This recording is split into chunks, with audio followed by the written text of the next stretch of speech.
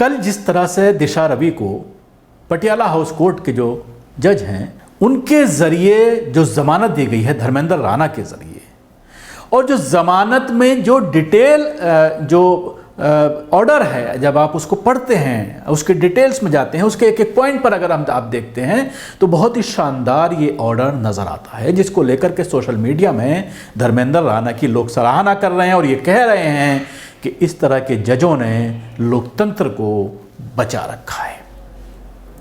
कुछ पॉइंट्स हैं जो मैं आपको बताना चाहूँगा, जिससे पूरी तरह से स्पष्ट हो जाता है कि दिल्ली पुलिस किस तरह से यूएपीए का इस्तेमाल कर रही है, ख़ासतौर से दिल्ली दंगों के दौरान जिस तरह से इस्तेमाल किया गया, ख़ासतौर से जिस तरह से सीए एनआरसी प्रोटेस्ट में इस लॉ का इस्तेमाल किया गया, उत्तर प्रदेश में जिस तरह से लगातार इस कानून का इस्तेमाल मुसलमानों के ख़िलाफ़ किया जा रहा है, दलितों के खिलाफ किया जा रहा है, दबे कुचले लोगों के खिलाफ किया जा रहा है, उन लोगों के खिलाफ किया जा रहा है जो सरकार के खिलाफ आवाज़ उठाते हैं और सरकार के जो गलत नीतियां हैं उनकी निशानदेही करते हुए आम लोगों तक उसको पहुंचाने की कोशिश करते हैं। अगर आप कोई गलत ट्वीट कर देते हैं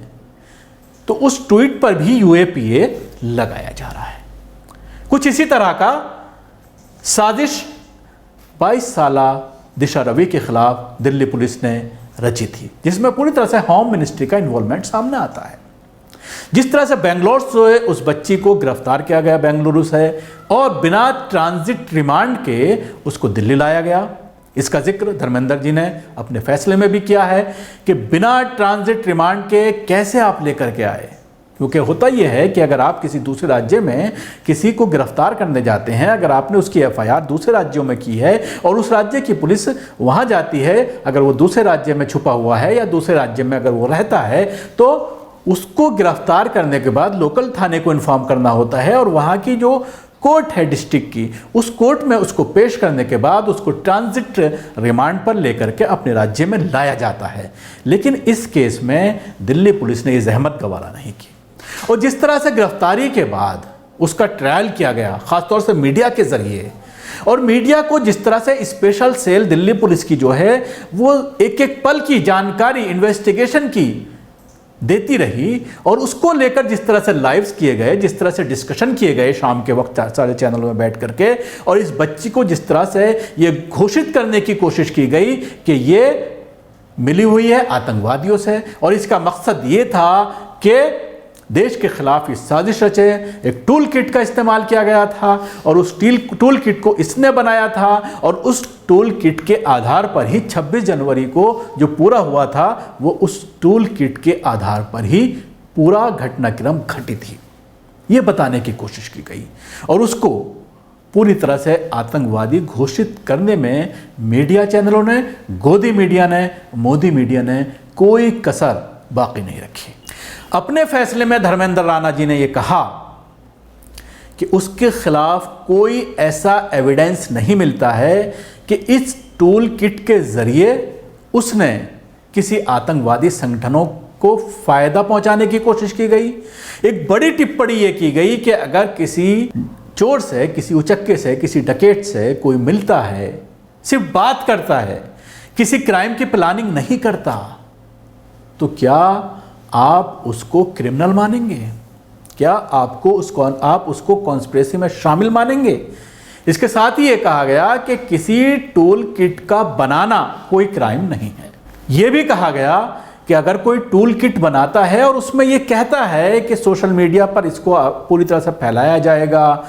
किसानों के साथ पूरा देश खड़ा हो, इसके लिए पूरे मूवमेंट बनाने की कोशिश की जाएगी, उसके साथ ही कुछ एम्बेसीज के खिलाफ प्रदर्शन की बात कही गई थी, तो इससे ये साबित नहीं होता कि वो देश के खिलाफ कोई काम करने जा रही थी। उसके साथ ही कोर्ट ने यह कहा कि फ्रीडम ऑफ स्पीच आर्टिकल 19 में जो राइट्स दिए गए हैं नागरिकों को, तो उस फ्रीडम स्पीच का कोई किसी तरह का उल्लंघन दिशा रवि के जरिए नहीं किया गया। एक बात बहुत बड़ी कही गई है इस फैसले में कि जब तक कहीं पर कोई वायलेंस ना हो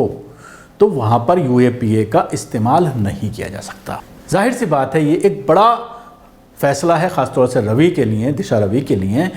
यूएपीए जिस तरह से उनके ऊपर लगाया गया था, तो उसमें आगे ये देखने वाली बात होगी कि जब इस डिटेल फैसले में ये सारी चीज़ें की हैं और जब कोर्ट में इस पूरे मामले की आगे सुनवाई चलेगी, प्रोसीडिंग चलेगी, तो इस चीज़ का, इस फैसले का फ़ायदा ज़रूर जो है दिशा रवि को मिलेगा। अब बात आती है, जब ये फैसला आया तो सोशल मीडिया पर कुछ लोगों के ज़रिए ट्वीट किए गए और उसमें ये बताने की कोशिश की गई कि इन्हीं जज के ज़रिए जब मामला दिल्ली दंगों से जुड़े हुए कुछ आरोपियों का आया था तो उन्होंने क्या कहा था। सबसे बड़ी बात, सफूरा जरगर का जो मामला था इन्हीं के कोर्ट में गया था, जिसको लेकर कुछ लोगों ने ट्वीट किया है, जो मैं आपको बताना चाहूँगा। जजमेंट में जो धर्मेंद्र जी ने कहा था वो मैं आपको पढ़कर सुनाना चाहूँगा। There is prima facie evidence to show that there was a conspiracy to at least blockage the roads Chakka Jam. It also said the police had rightly invoked the UAPA and it can be proved from the material on record.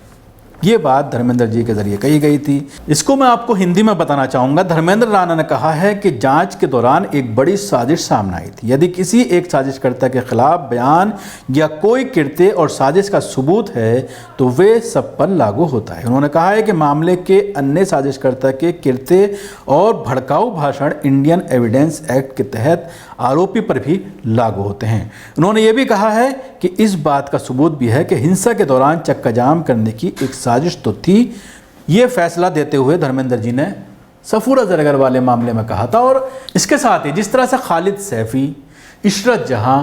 और बहुत सारे लोग हैं जिनको गिरफ्तार किया गया है, उत्तर प्रदेश में भी गिरफ्तार किया गया है सीए प्रोटेस्ट को लेकर, दिल्ली में हिंसा को लेकर जिस तरह से इन सब जो लोगों को गिरफ्तार किया गया है, तो इस सब चीज़ों में ये देखने में आ रहा है कि इनको ज़मानत नहीं मिल रही है। 1 साल से ज़्यादा होने के बावजूद यूएपीए का जिस तरह से इस्तेमाल किया गया है, और कहीं ना कहीं कुछ चीज़ें ऐसी हैं जो इसमें दिशा रवि के फैसले में जिस तरह से धर्मेंद्र जी के जरिए कही गई हैं वो इन पर भी लागू होती हैं, लेकिन उसके बावजूद ये लोग सलाखों के पीछे हैं और इनको किसी भी तरह से ज़मानत कोर्ट के जरिए नहीं दी जा रही है। यही वजह है कि जब इस तरह के केसेस सामने आते हैं,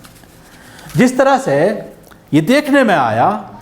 कि जब मुंबई पुलिस के जरिए गिरफ्तार किया जाता है अर्नब गोस्वामी को और उसके बाद रातों रात कोर्ट खोला जाता है, छुट्टी के दिन कोर्ट लगता है और उसके बाद उनको ज़मानत दी जाती है, उनको रिलीफ दी जाती है। लेकिन वहीं दूसरे मामले में और जो पत्रकार हैं, कप्पन की अगर हम बात करते हैं, या और बहुत सारे जर्नलिस्ट हैं जिनको गिरफ्तार किया गया है, सालों से लोग जेलों के अंदर हैं, जब उस पूरे मामले को लेकर कोर्ट में कपिल सिब्बल बहस के दौरान इसका जिक्र करते हैं कि जब आप फ्रीडम ऑफ स्पीच की बात करते हैं तो फिर दूसरे पत्रकारों पर ये चीज़ें लागू क्यों नहीं होती।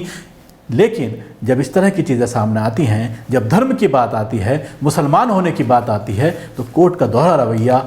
आता है। और उसके बाद अगर इस तरह के केसेस, रवि जैसे केसेस जब सामने आते हैं और लोग कहते हैं कि अभी लोकतंत्र जिंदा है, लेकिन अगर यही इसी तरह का मामला सेम उसी जज के साथ जरिए दूसरे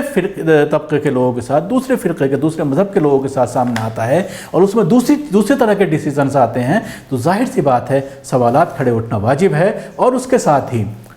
लोग इसीलिए इनसिक्योरिटी ख़ासतौर से मुसलमानों के अंदर ये देखने में आ रहा है पिछले कुछ दिनों में, कोर्ट को लेकर, कोर्ट के जो फैसले आ रहे हैं उस पर लोग अपने अंदर एक इनसिक्योरिटी फील कर रहे हैं। शुक्रिया। आपको हमारा ये प्रोग्राम कैसा लगा ज़रूर बताएं। हमारे यूट्यूब चैनल को सब्सक्राइब करना ना भूलें, इसके साथ ही बेल आइकन ज़रूर दबाएं। धन्यवाद।